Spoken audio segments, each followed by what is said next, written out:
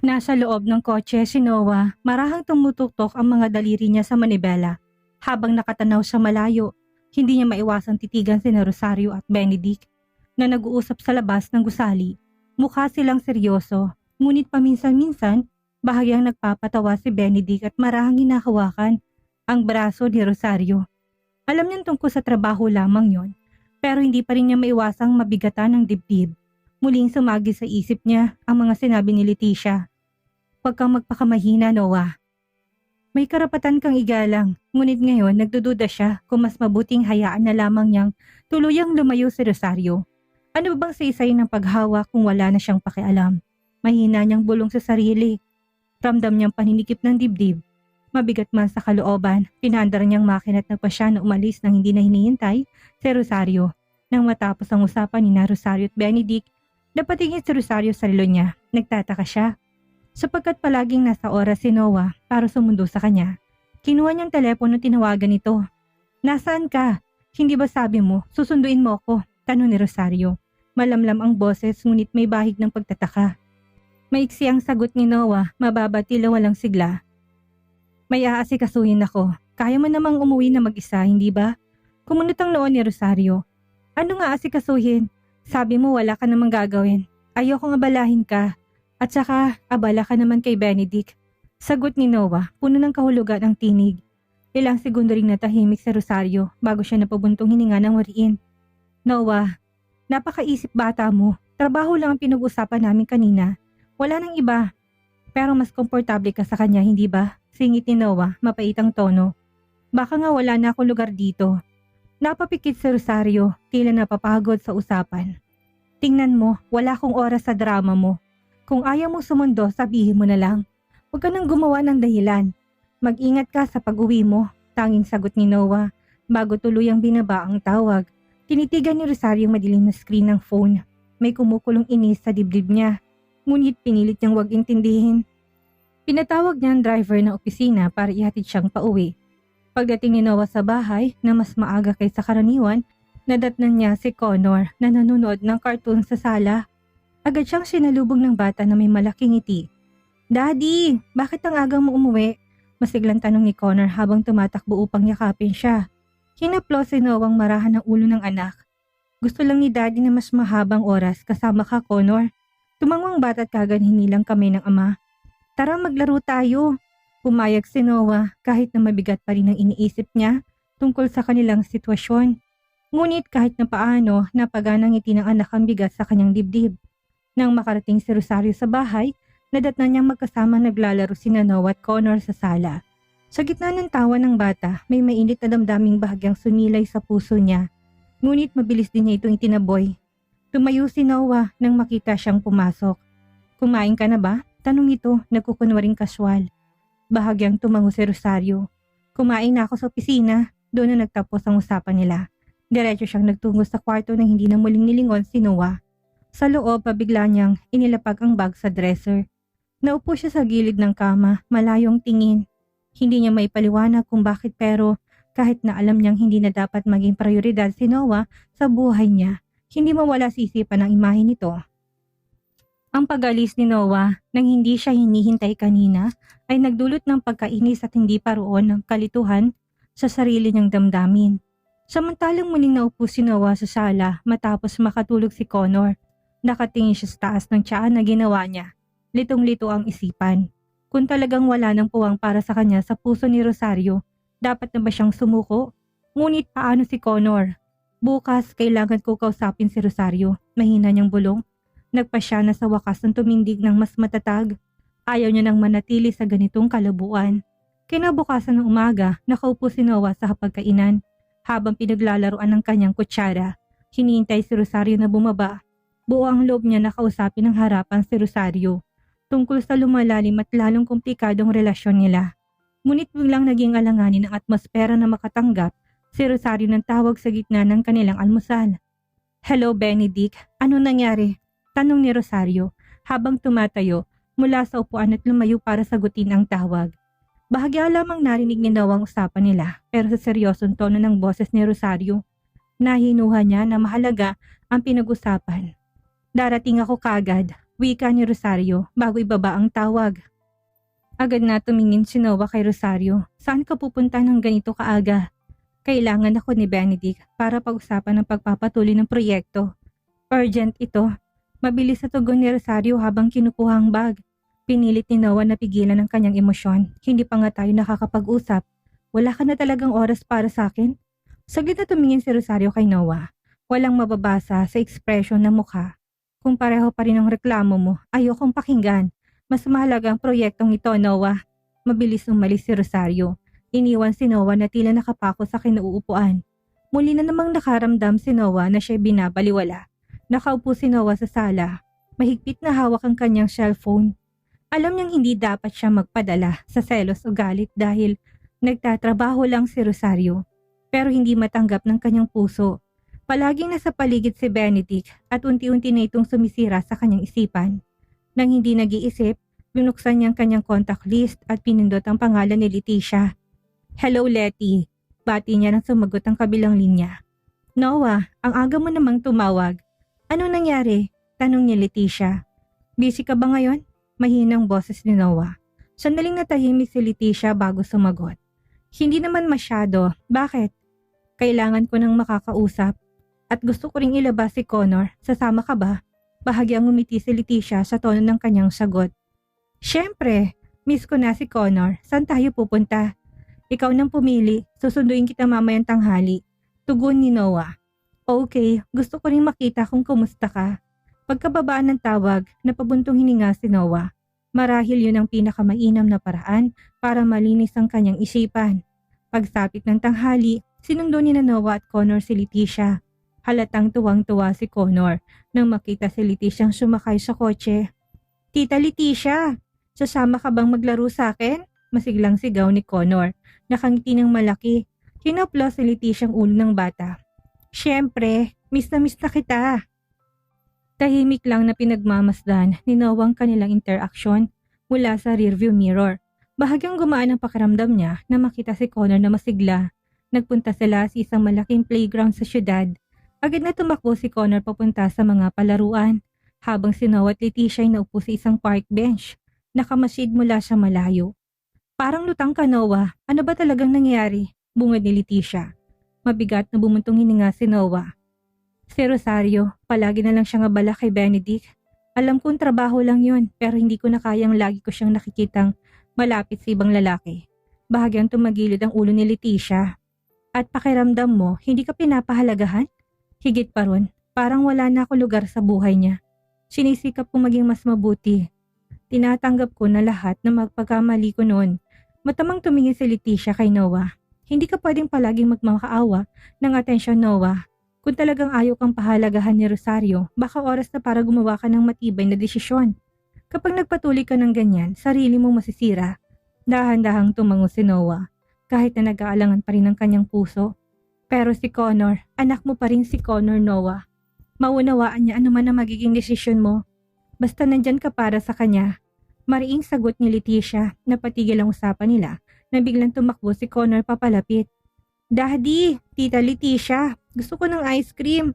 Bahagyang ngumiti si Noah. Sige, bili tayo. Hinawakan ni Leticia ang kamay ni Connor at sabay silang naglakad papunta sa tindahan ng ice cream. Kahit na medyo gumaan ang pakiramdam ni Noah, nanatili pa rin ang malaking tanong sa kanyang puso. Dapat ba siyang kumapit o tuluyan ang pakawalan ng lahat? Gabing yon dumating si Noah at Connor sa mansyon. Agad na tumakbo si Connor, papasok at dumiretso sa kanyang silid. Habang si Noah naman ay nanatiling nakatayo sa terasa. Nakatingala sa madilim na kalangitan, kasabay ng bigat na bumabalot sa kanyang dibdib. Siguradong kasama pa rin ni Rosario si Benedict. Mahinang bulong ni Noah, malalim siyang bumuntong hininga. Pilit na pinapakalmang magulong isip. Samantalang sa ibang lugar, kakalabas lamang ni Rosario at Benedict mula sa gusali matapos ang kanilang pagpupulong. Sabay silang lumabas at nagalok ni si Benedict na ihatid si Rosario pa uwi. Makakauwi ako na mag-isa, Benedict. Magaan ngunit mariing pagtanggi ni Rosario habang binubuksan ang pinto ng kanyang sasakyan. Ngunit bago pa siya makapasok, mahigpit na may pumigil sa kanyang braso. Nagulat si Rosario at kagad na lumingon. Leticia? Nakatayo si Leticia sa kanyang harapan. Baka sa mukhang matinding emosyon. Hindi ko na kayang manahimik habang nakikita ko to, Rosario. Sa tingin mo ba, karapat-dapat si Noah na tratuhin mo ng ganito? Hindi pa ba sapat ang paghihiganti mo noon? Kumunot ang noon ni Rosario at sinubukang bawiin ang kanyang braso. Hindi ko alam ang mga pinagsasabi mo at wala kang kinalaman dito. May kinalaman ako. Kaibigan ko si Noah at alam ko kung gaano siya nagsika para itamang lahat ng pagkakamali niya. Pero ikaw, patuloy mo lang siyang sinasaktan, maring balik ni Leticia. Pagkakamali? Mapait na tawa ni Rosario. Hindi mo ba naisip na malaking pagkakamali ang pagtataksil ni Noah? Sinira niyang buhay ko, Leticia. May mga dahilan siya, Rosario. Alam mo yon. Pero masyado kang mataas ang pride para tanggapin. Hanggang kailan mo siya pahihirapan? Hanggang kailan mo ipapakitang parang wala kang pakialam? Mariing sigaw ni Leticia. Kumukulong kanyang dibdib. Hindi ako nagkukunwari, Leticia. Pinili ko to at wala kong pakialam sa sermon mo tungkol sa tama o mali. Huwag kang mangialam sa buhay mag-asawa namin. Natigilan si Leticia. Mabigat ang paghinga. Rosario, gusto ko lang ipaalala sa'yo. Huwag mong hayaan tuluyang mawala si Noah. Kapag nangyari yon, baka huli ng lahat para magsisi ka. Walang ibang sinabi si Rosario. Mabilis niyang binunot ang kanyang braso. Sumakay sa kotse at malakas sa sinarang pinto. Umarurot siyang paalis. Iniwan si Leticiang nakatayo pa rin doon. Baka sa matinding pagkadismaya sa kanyang mukha. Pagdating ni Rosario sa mansyon, tahimik ng paligid. Dahan-dahan niyang inalis ang kanyang sapatos at marahang naglakad papasok. Wala na siyang natatandaan sa sala at patay na mga ilaw, ngunit sa ibabaw ng mesa may nakita siyang isang pinggan ng pagkain hindi malang nagalaw. Katabi nito isang maliit na papel. Hapunan para sa'yo. Hindi ko alam kung anong oras ka makakauwi pero sana kainin mo to bago ka matulog. Humugot ang malalim na buntong hininga si Rosario. Habang binabasa ng maayos na sulat, kamay ni Noah. May kumislot na pagkakakonsensya sa kanyang puso. Ngunit agad niya itong ipinagpag, ayaw niyang lamunin ng damdamin. Umakyat siya patungo sa kanyang silid. Ngunit pagpasok niya doon, natigilan siya. Wala si Noah. Sa silid ni Connor, nakaupo si Noah sa gilid ng kama habang inaayos ang kumot ng anak na mahimbing na natutulog. Payapang mukha ni Connor, walang bahid ng bigat na dinadala ng kanyang mga magulang. Marahang hinaplos ni Noah ang ulo ng anak at bumulong na may pait sa tinig. Hindi na alam ni Daddy ang gagawin, Connor. Kung hindi na talaga kayang tanggapin ni Mommy si Daddy, kailangan ko na bang umalis? Mabigat siyang napabuntong hininga, nakatitig sa kisame habang namumuo ang luha sa kanyang mga mata. Pero ayoko malayo sa'yo. Ikaw na lang ang dahilan kung bakit nandito pa si Daddy. Paglabas ni Noah sa silid, nadatnan niya si Rosario na nakatayo sa dulo ng pasilyo, nakasandal sa pader. Nagtagpo ang kanilang mga mata, ngunit walang salitang lumabas sa mga labi ni Rosario. Kakauwi mo lang, malamig na wika ni Noah bago siya dumaan at nagpatuloy sa paglalakad. Bahagya lamang tumango si Rosario, ngunit sa loob-loob niya, ramdam niya na may mali sapagkat sa unang pagkakataon hindi na siya hininga ng paliwanag ni Noah. Hindi na siya nagalit, hindi na nagtalo, sumuko na lang siya at yun ang pinaka nakakapanlumo kay Rosario. Ang maramdaman na mas nawawala siya kaysa kailanman. Kinabukasan ng umaga, mas maagang nagising si Noah kaysa sa nakasanayan. Matapos tiyakin na handa na si Connor papasok sa eskwela, nagmadali siyang bumaba ng hindi man lang nagsasalita. Nang marami, sa hapagkainan nakahanda ng almusal na inihanda ni Rosario. Noah, mag-almusal ka na muna. Nagluto na ako ng mainit na tsaa para sa'yo. Mahina't mahinahong, sabi ni Rosario. Pilit na nagiging magiliw. Sandali natigilan si Noah sa may pinto, ngunit hindi siya lumingon. Napabuntong hininga siya bago malamig na tugon. Hindi ako gutom. At lumabas ng bahay na hindi man lang tinitingnan si Rosario. Nakatayo lang si Rosario, nakatitig sa pinto na tuluyang nagsara. Mahigpit niyang pinisil ang sariling mga kamay, ramdam ang kawalan sa loob. Ano bang nagawa ko? Mahina niyang bulong. Si Connor nakaupo sa hapag ay nagtatakang tumingin sa kanyang ina. Mommy, bakit ayaw ni Daddy na kumain kasama natin? Inosente nitong tanong. Pinilit ngumiti ni Rosario kahit na mabigat ang dibdib. Marahang niyang hinaplos ang ulo ni Connor. Nagmadali si Daddy, anak. Sabi niya may mahalaga siyang pulong ngayong umaga.